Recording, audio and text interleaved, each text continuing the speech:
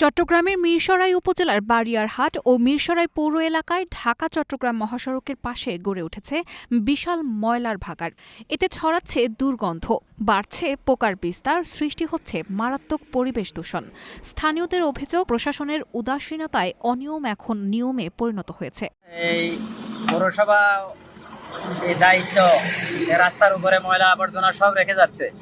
এখন সাধারণ মানুষ চলাফেরা করতে পারে না, এখান দিয়ে খুবই কষ্ট। প্রশাসন দেখার কেউ নেই আর কি। আমরা এগুলো দাবি জানাই যে এগুলা যেন সরায়।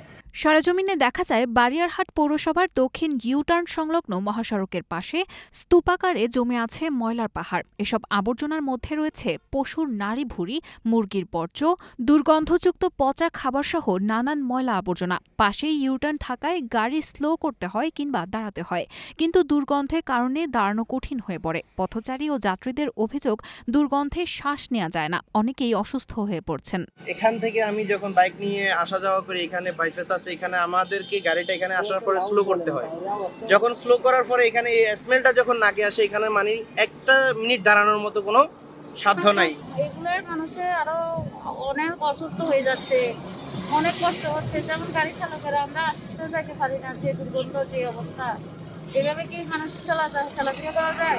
পরিচ্ছন্ন কর্মীদের ভাষ্য, পৌরসভা থেকে বর্জ্যগুলো মহাসড়কের পাশে রাখার জন্য বলা হয়েছে। কয়েকদিন আগের বৃষ্টির কারণে বর্জ্যগুলো কিছুটা সড়কে চলে আসছে। আমরা ঠেলে আর নিচে ফেলতে পারিনি। সবসময় এখানে ফেলে আর কি, বৃষ্টির কারণে মনে করেন ময়লা কিন্তু উপরে উঠছে।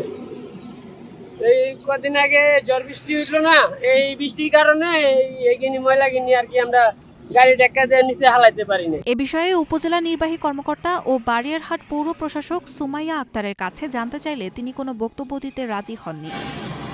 ঢাকা-চট্টগ্রাম মহাসড়কের এমন গুরুত্বপূর্ণ অংশে ময়লার ভাগাড় শুধু যাত্রী ও পথচারীদের ভোগান্তিই বাড়াচ্ছে না, মারাত্মক ঝুঁকি তৈরি করছে জনস্বাস্থ্য ও পরিবেশের জন্য। দ্রুত কার্যকর ব্যবস্থা না নিলে এই সমস্যা আরও ভয়াবহ আকার নিতে পারে। তাই দ্রুত ময়লার ভাগাড় অপসারণের জন্য জোর দাবি স্থানীয়দের।